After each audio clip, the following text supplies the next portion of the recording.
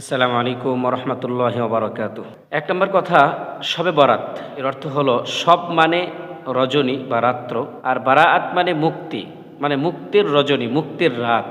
অর্থাৎ এই রাতে আল্লাহ পাক ব্যাপকভাবে তার বান্দাদেরকে মাফ করবেন, ক্ষমা করবেন। দ্বিতীয় নম্বর আলোচনা, এই রাতের অনেক ফজিলত রয়েছে। অন্যান্য রজনীগুলো, রাতগুলোর তুলনায় আল্লাহ পাক এই রাতের অনেক ফজিলত রাখছেন। সহিহ ইবনে হিব্বান এক হাদিসের কিতাবে হযরত মুআজ বিন জাবাল রাদিয়াল্লাহু আনহুর বর্ণনা, নবীজি সাল্লাল্লাহু আলাইহি সাল্লাম বলেন, ইয়াত্তালিউল্লাহু ইলা খালকিহি ফি লাইলাতিন নিসফি মিন শাবান ফায়াগফিরু লিজামিই খালকিহি ইল্লা লিমুশরিকিন ওয়া মুশাহিন।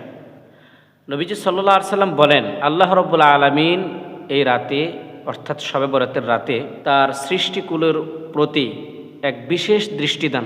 আল্লাহ পাক সবাইকে মাফ করেন, সকলকেই মাফ করেন, তবে দুই প্রকারের মানুষ, দুই শ্রেণীর মানুষকে আল্লাহ পাক এই রাতেও মাফ করবেন না, ক্ষমা করবেন না: মুশরিক এবং হিংসা বিদ্বেষ পোষণকারী। এজন্য শিরক থেকে আমাদেরকে বাঁচতে হবে এবং হিংসা বিদ্বেষের মতো বড় অপরাধ থেকে আমাদেরকে বাঁচতে হবে, নতুবা এই রাতেও মাফ পাওয়া যাবে না, ক্ষমা পাওয়া যাবে না।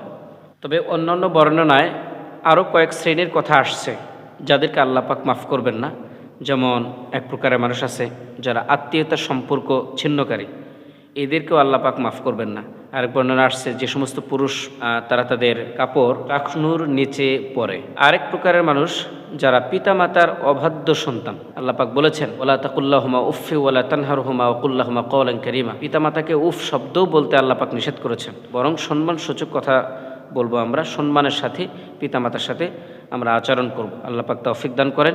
আরেক প্রকার মানুষকে আল্লাহ পাক এই রাতে মাফ করবেন না, যারা প্রতিদিন মদ পান করে, অর্থাৎ মদ্যপানে অভ্যস্ত ব্যক্তিদেরকে আল্লাহ পাক মাফ করবেন না। আরেক প্রকার আছে যারা অন্যায়ভাবে কাউকে হত্যা করে, এ সমস্ত ব্যক্তি যারা, তাদেরকেও আল্লাহ পাক এই রাতে মাফ করবেন না। মোটামুটি 7-8 প্রকার লোক রয়েছে যাদেরকে আল্লাহ পাক এই রাতে মাফ করবেন না। 2 নম্বর ফজিলত হলো, এক হাদিসের মধ্যে আসছে, হযরতে আয়েশা সিদ্দিকা রাদিয়াল্লাহু আনহা থেকে বর্ণিত, এক গোত্র, আরবের এক গোত্র বনু কালব, এই বনু কালবের যে মেষপাল ছিল, ওই মেষপালের পশমের চেয়েও অধিক পরিমাণে আল্লাহ পাক এই রাতে মানুষকে মাফ করবেন, ক্ষমা করবেন।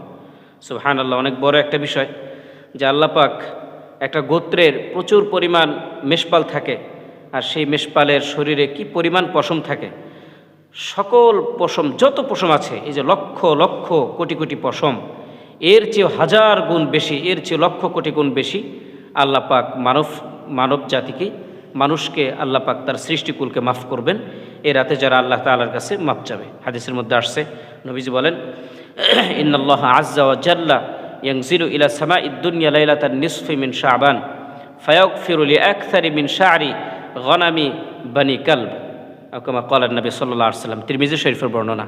তো এই হাদিস থেকে আমরা জানতে পারলাম আল্লাহ পাক এই রাতে মূলত মাফ করবেন। এটাও একটা এই রাতের একটা বড় ধরনের বৈশিষ্ট্য এবং ফজিলত।